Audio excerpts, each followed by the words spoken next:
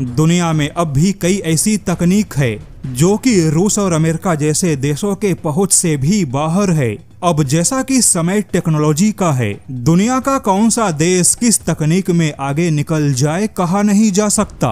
अभी तक लगता था कि पश्चिमी देश तकनीक में काफी आगे हैं, लेकिन अब पता चला कि पश्चिमी देश तकनीक में तभी तक आगे थे जब तक भारत जैसे देशों ने अपनी ताकत को पहचाना नहीं। केवल पिछले 5 सालों में भारत ने पश्चिमी देशों के साथ में जो तकनीकी अंतर है उस अंतर को बहुत ही कम किया, और इस तकनीकी अंतर को कम करने के बाद अब भारत की प्राथमिकता यूरोप से आगे निकलना है।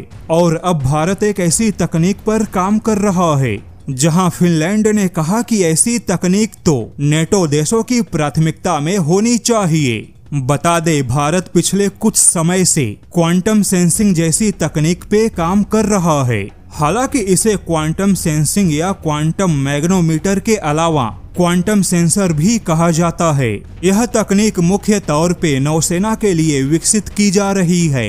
जैसा कि अब समुद्र के अंदर भी खतरा काफी बढ़ गया, अब सवाल केवल पनडुब्बियों का नहीं रहा, क्योंकि मानव रहित जो हथियार है वह पनडुब्बियों के आकार में समुद्र के अंदर भी फैल गए। अब जैसा कि समुद्र के अंदर दुश्मन के हलचल का पता लगाना एक बहुत बड़ी चुनौती होती है, ऐसे में DRDO जो कि क्वांटम सेंसिंग तकनीक विकसित कर रहा है, वह तकनीक इतनी दमदार है कि अगर समुद्र में दुश्मन की कोई पनडुब्बी या पनडुब्बियों के आकार में कोई मानव रहित हथियार ही क्यों ना हो, उसके छोटे से छोटे हलचल की पहचान करेगा। यहाँ पर आपको बता दे, क्वांटम सेंसिंग जो तकनीक है वह इतनी पावरफुल है कि अगर समुद्र में कम से कम 200 मीटर अंदर भी एक छोटा सा भी वाइब्रेशन उठा या दुश्मन के पनडुब्बियों के चलने की वजह से समुद्र के चुंबकीय क्षेत्र में छोटा सा भी परिवर्तन हुआ, तब भी भारत का क्वांटम सेंसिंग इस बात का पता लगा लेगा कि समुद्र के अंदर दुश्मन का कोई ना कोई हथियार मौजूद है।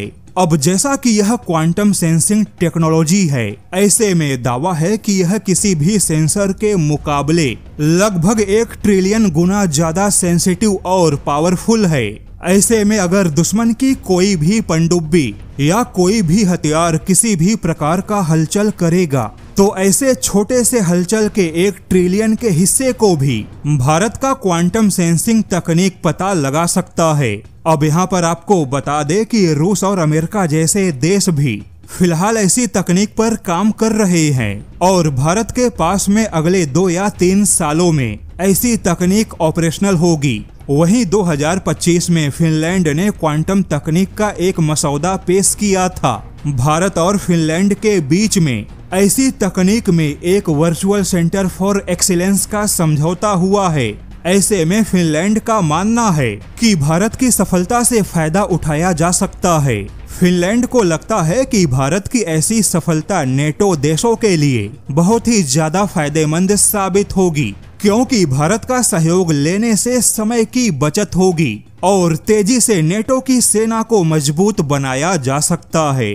हालांकि भारत और फिनलैंड के बीच में फिलहाल एक सामान्य समझौता है, लेकिन भारत ने तकनीक साझा करने का कोई समझौता नहीं किया है।